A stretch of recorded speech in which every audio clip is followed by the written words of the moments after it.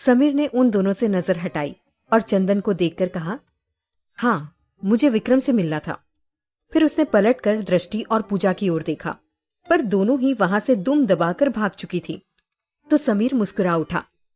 चंदन ने हंसते हुए समीर से कहा, अच्छा किया आपने उन्हें परेशान किया, नहीं तो वो हमेशा दूसरों को ही परेशान करती है। पहली बार उन्हें नहले पर दहला मिला है, इसलिए वो यहां से दुम दबाकर भाग गई। चंदन और समीर दोनों ही ऑफिस की तरफ जाने लगे तो समीर उस आश्रम में इधर उधर देखने लगा। उसने देखा दृष्टि और पूजा बड़े प्यार से दूर से उसे ही देख रही हैं। समीर ने भी अपनी मधुर आवाज में गाने को तोड़ मरोड़ कर शायरी बोलना शुरू किया। इस प्यार से मेरी तरफ ना देखो वरना प्यार हो जाएगा, और ये प्यार हो गया तो तीर दिल के पार हो जाएगा। दो चार ऐसी मुलाकातें होंगी, सारे जमाने में बातें होंगी, नाम बदनाम तेरा मेरा होगा। बस हाथों से अपना दिल थाम लेना, आंखों से आंखें मिलने ना देना, वरना संभाले ना संभलेगा दिल ये तुम्हारा। फिर मुझसे ना कहना क्योंकि तुम्हें प्यार हो जाएगा। उसने मुस्कुराकर दृष्टि और पूजा को देखा तो बाकी की महिलाएं भी वहां से झांक झांक कर समीर को ही देखने लगी। समीर ने उनकी ओर देखते हुए मुस्कुराकर अपना हाथ हिलाया तो महिलाओं ने भी खुश होकर अपने हाथ हिलाने शुरू किए तो किसी ने फ्लाइंग किस देना शुरू कर दी। समीर ने 2 उंगलियों को अपने माथे पर रगड़ा और मन ही मन बोला, यहाँ आश्रम में रहने वाली लड़कियां बिल्कुल पागल है। बस एक पागल है जिस पर मेरा दिल आ गया है, पर जिस पर भी मेरा दिल आया है वो किसी और का दिल है। वो सोच ही रहा था तभी चंदन ने आकर उसे विक्रम के केबिन में जाने का इशारा किया। समीर उसके पीछे पीछे विक्रम के केबिन में चला गया। समीर ने चंदन को बाहर से ही जाने का इशारा किया और नॉक करके विक्रम के केबिन के अंदर आया। विक्रम ने सर उठाकर देखा तो समीर को देखकर वो चौंक गया। उसे समीर को देखकर कहा, तुम यहाँ, कोई जरूरी काम था क्या? और उसने नीचे सर करके अपनी नजर फाइल में गड़ा दी। समीर मुस्कुराते हुए उसके सामने की चेयर पर बैठ गया और अपने हाथ टेबल पर रखकर बोला, यार तुम्हारी प्रॉब्लम क्या है? तुम मुझे देखकर इतना रूड बिहेव क्यों करते हो? वैसे भी मैं तुम्हारी पत्नी का दोस्त हूँ। थोड़ा चाय पानी पूछते, मेरा हालचाल पूछते। ये क्या है, तुमने तो सीधे ही कह दिया कोई जरूरी काम है क्या? अरे जरूरी काम नहीं होगा तो क्या कोई अपने दोस्त से मिलने भी नहीं आ सकता? विक्रम ने फिर उसे देखा और कहा, अभी प्रीति की तबीयत ठीक नहीं है, वो घर पर आराम कर रही है, तो तुम चाहो तो उसे जाकर मिल लो। समीर ने कुछ सोचते हुए कहा, वो यहाँ कब तक आएगी? विक्रम ने कहा, तुम तो उसकी हालत जानते हो, अभी वो जमीन पर पैर भी नहीं रख पा रही है, तो शायद कुछ दिन और लगेंगे। तुम्हारे पास नंबर होगा उसका तो उससे बात कर सकते हो, और जब वो यहाँ आए तो मिल लेना।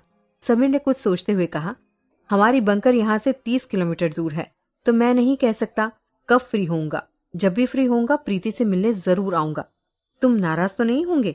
विक्रम ने मुंह बनाते हुए अपना सिर फाइल में गड़ा दिया और कहा, मुझे कोई फर्क नहीं पड़ता, वैसे भी वो तुम्हारी दोस्त है, मैं तुम्हें उससे मिलने से क्यों रोकूंगा? जब तक वो चाहती है वो मिल सकती है। मैंने कभी भी अपने आप को किसी के रास्ते का कांटा नहीं बनाया है। यदि मुझे लगता है कि मैं दूसरों के रास्ते का कांटा बन गया हूं तो मैं खुद ही उस रास्ते से हट जाता हूं। समीर ने गहराई से उसे देखा, जैसे कुछ समझने की कोशिश कर रहा हो। तभी विक्रम ने घंटी बजाई। चंदन अंदर आया। विक्रम ने समीर को देखते हुए कहा, यहाँ पर पास ही में मसाला चाय बहुत टेस्टी मिलती है, क्या तुम पियोगे? नहीं तो तुम्हारे लिए कॉफी मंगवा देता हूँ। समीर ने कुछ सोचते हुए कहा, वैसे तो हम कुछ भी खा पी लेते हैं, देखते हैं तुम्हारी मसाला चाय में कितना दम है। विक्रम ने चंदन को मसाला चाय लाने कहा। चंदन को आने में समय लगने वाला था तो समीर ने विक्रम से कहा, क्यों ना तुम मुझे अपना आश्रम घुमा दो। वैसे तो विक्रम के पास आज बहुत सारा काम था, पर फिर भी कुछ सोचते हुए उसने अपनी फाइल बंद की और गहरी सांस लेकर समीर को अपने साथ आने का इशारा किया। मन ही मन उसे थोड़ी घबराहट हो रही थी क्योंकि सुबह ही उसे बुरी तरह से छेड़ा गया था, पर अब वो समीर के साथ था इसलिए उसकी घबराहट थोड़ी कम थी। वो बार बार भगवान से यही कह रहा था कि वहां की महिलाएं अपना रंग ना दिखाए, और यदि समीर के सामने फिर उन लोगों ने उसे छेड़ा तो समीर को भी हंसने का मौका मिल जाएगा। विक्रम बस एक ही चीज से घबराता था और वो लड़कियों के छेड़ने से। समीर और विक्रम के केबिन से बाहर आए और जिस तरफ प्रोजेक्ट चल रहा था वो उस तरफ चले गए। दोनों ही काफी डैशिंग लग रहे थे, एक जैसी हाइट और हेल्थ, ऊपर से दोनों ही एकदम चिकने। दोनों जब एक साथ उधर से गुजर रहे थे तो सारी महिलाएं दोनों को देखकर आहें भरने लगी। लड़कियों के दिल में तो बस दोनों की सूरत ही बसती जा रही थी। विक्रम ने शादी कर ली थी इसलिए जितनी भी लड़कियां थी उनकी नजर समीर पर ही अटकी हुई थी। समीर ने भी एक नजर उन्हें देखा तो उसके चेहरे पर मुस्कुराहट आ गई। विक्रम ने जब उनकी घूरती निगाहें समीर की ओर देखी तो उसे थोड़ी राहत हुई और थोड़ी जलन भी। उसने मन ही मन कहा, आखिर इसमें ऐसा है क्या? अब यहाँ की महिलाएं भी इसकी तरफ ही देख रही है। खैर, मेरे लिए तो अच्छा यही है, अब ये मुझे परेशान नहीं करेंगी। फिर उसने अपना सर झटका, समीर को वहां के प्रोजेक्ट के बारे में बताना शुरू किया। समीर को वहां का प्रोजेक्ट देखना काफी इंटरेस्टिंग लग रहा था, पर बीच बीच में वो लड़कियों के साथ मस्ती भी करता जा रहा था, जो विक्रम को बिल्कुल भी पसंद नहीं आ रहा था। उसे मन ही मन कहा, एकदम छिछोरे जैसी हरकतें हैं। ऐसा नहीं कि अभी ही आया है तो शांति से देख ले। जैसे यहाँ की लड़कियां हैं वैसा ही ये है। उसे जल्दी से अपना सर समीर की ओर घुमाया और चलने का इशारा किया। दोनों वापस विक्रम के केबिन में आ गए। उधर खंडाला में आज तनु ने तेज से बात करते हुए उसे 10 की जगह 20 कदम चला दिए थे। थक कर तेज अपनी व्हील चेयर में बैठ गया। उसने हाँफते हुए तनु से कहा, तुम तो इस तरह से मुझे चला रही हो जैसे आज ही मुझे दौड़ा दोगी। तुमने तो कहा था 1 हफ्ते में हम 10 कदम चलेंगे। मैंने तो गिना ही नहीं, पर इतना पता है तुमने मुझे 10 से ज्यादा कदम चलवाए हैं, वो भी अपनी मीठी मीठी बातों में फंसाकर। तनु ने मुस्कुराकर तेज को देखा और उससे कहा, अच्छा बताइए, जैसे आपको कल थकान लग रही थी, क्या आज भी लग रही है? तेज ने कुछ सोचकर ना में सिर हिलाया। उसने कहा, बस ऐसा लगता है जैसे पैरों में कई टन का वजन बंधा हो। मैं कोशिश करता हूँ पर पैर ज्यादा उठा नहीं पाता हूँ। तनु ने कहा, बस ये कोशिश ही काफी है, बाकी के लिए तो मैं हूं ना, प्लीज। तेज भी मुस्कुराकर तनु को देखने लगा। लफ्जों में क्या तारीफ करूं तुम्हारी, इन लफ्जों में कैसे तुम समझाओगे? जब भी कोई पूछेगा मुझसे मेरे इस प्यार के बारे में, मेरी आंखों में सिर्फ तुम ही नजर आओगे। तभी तेज को तेजांश के रोने की आवाज आई। तनु ने मुस्कुराकर देखा, देखिए आपके लाडले भी आपसे मिलना चाहते हैं। तेज ने भी मुस्कुराकर कहा, तो फिर चलो, मुझे भी उनसे मिलना है। पूरे समय तो ये अपने दादू और नानू के पास ही रहते हैं। तनु ने कहा, जब ये जागे होते हैं तब हम अपना ऑफिस का काम पकड़कर बैठते हैं, और जब ये सोते हैं तब हम यहाँ पर चलने की प्रैक्टिस करते हैं। तो अब ये समय आपके बेटों का है, तो चलिए मिलते हैं। फिर दोनों ही दादू और नानू की ओर चले गए। विक्रम और समीर दोनों विक्रम के केबिन में आ गए थे। दोनों अपनी अपनी जगह पर बैठे। तभी चंदन दोनों के लिए चाय लेकर केबिन में अंदर आया। समीर ने एक घुट चाय का पीते ही कहा, वाकई बहुत शानदार है, इतनी टेस्टी चाय तो मैंने कभी नहीं पी। पूरे शरीर में झंझनाहट होने लगी। हम वहाँ इतने बर्फ के बीच में रहते हैं, शायद ये चाय हमारे बहुत काम आएगी। विक्रम ने चंदन को थर्मस में चाय रखकर लाने कहा तो समीर आश्चर्य से उसे ही देख रहा था। विक्रम ने फिर बात आगे बढ़ाते कहा, और तुम सुनाओ, वहां पर सब कैसा चल रहा है? समीर ने बताया, हम तो पहाड़ों पर तंबू में रहते हैं, कब हमला हो जाए कोई भरोसा नहीं। जब तक जिंदगी है जी रहे हैं। वैसे भी हम सैनिक लोग अपनी जान हथेली में लिए रहते हैं, कभी भी हमला हो जाता है और कभी भी हम देश के लिए कुर्बान हो सकते हैं। वैसे भी अभी जो हालात हैं उन्हें देखकर लगता है जल्दी लड़ाई छिड़ने वाली है। इसीलिए लगा एक बार अपने सभी दोस्तों से मिल लूं, फिर पता नहीं ये मौका कभी मिले या नहीं। वैसे भी मैं यहाँ कुछ काम से आया था, फिर प्रीति की भी तबीयत ठीक नहीं थी तो सोचा इस साइड आकर उससे मिलता चलूं। वैसे प्रीति पर जिसने हमला कराया था वो पकड़ा गया या नहीं?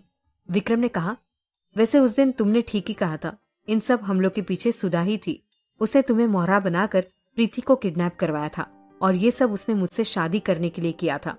समीर ने भी गहरी सांस लेकर कहा, ओह, लेकिन इन सब के बीच बेचारी प्रीति की क्या हालत हुई है ये तो हम सबसे छुपी नहीं है। उस दिन उसकी जो हालत थी उसके दर्द को तो कोई महसूस नहीं कर सकता है। कैसे बेदर्दी से वो लोग उसे इंजेक्शन देने की कोशिश कर रहे थे। विक्रम को भी वाकई बहुत बुरा लग रहा था कि उससे शादी करने के लिए सुधा ने प्रीति को नुकसान पहुंचाया। विक्रम ने एक बार फिर समीर से कहा, यदि तुम चाहो तो जाकर प्रीति से मिल सकते हो, शायद उसे अच्छा लगे। समीर ने कहा, नहीं यार, मैं उसे फिर कभी मिलूंगा। जब तुम सामने रहो तो शायद मुझे ज्यादा अच्छा लगेगा। चलो अब मैं चलता हूँ। विक्रम ने कहा, बस 2 मिनट और रुको। तभी चंदन हाथों में थर्मस लेकर आया और विक्रम ने समीर के हाथों में थर्मस देकर कहा, ये लो यहाँ की स्पेशल मसाला चाय, और जब भी तुम्हारा मन करे तुम मुझे फोन कर दिया करो। दोनों ने एक दूसरे को नंबर दिया और समीर वहां से थर्मस लेकर मुस्कुराते हुए गाते हुए जाने लगा। कुछ रेशमी कुछ खुरदुरा, कभी बह चला, अभी है रुका हाथों में, है रेत सा इश्क तेरा। उस पार तू है, इस पार मैं, पर लगता है डूबूंगा इस बार मैं। जाने कहाँ है ले चला इश्क तेरा। खूबसूरत लम्हे किश्त में है मिले, गिन रखे हैं हमने कल के लम्हे सभी। कुछ देर तुझको भी ताक लूंगा कभी, मैं पलकों के कानों में रख लूंगा तुझे। सुबह के ख्वाब सा इश्क तेरा। समीर बाहर आ गया। वहां उसने अलग अलग दरवाजों से झांकती लड़कियों को देखा, जिनकी खुसर पुसर समीर को देखते ही बढ़ गई थी। समीर मुस्कुराते हुए जाने लगा। तभी उसकी नजर दृष्टि और पूजा पर पड़ी। उसने वहीं से चिल्लाकर कहा, तुम दोनों ही डिसाइड कर लो किसको शादी करनी है मुझसे।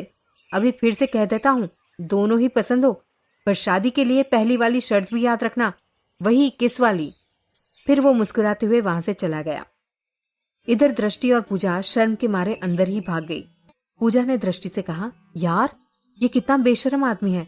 भगवान ने कितनी खूबसूरती दी है, पर इसे उतना ही बेशर्म भी बनाया है। दृष्टि भी बोल पड़ी, अरे छोड़ना उसे, वैसे भी हम कौन से बहुत शरीफ हैं।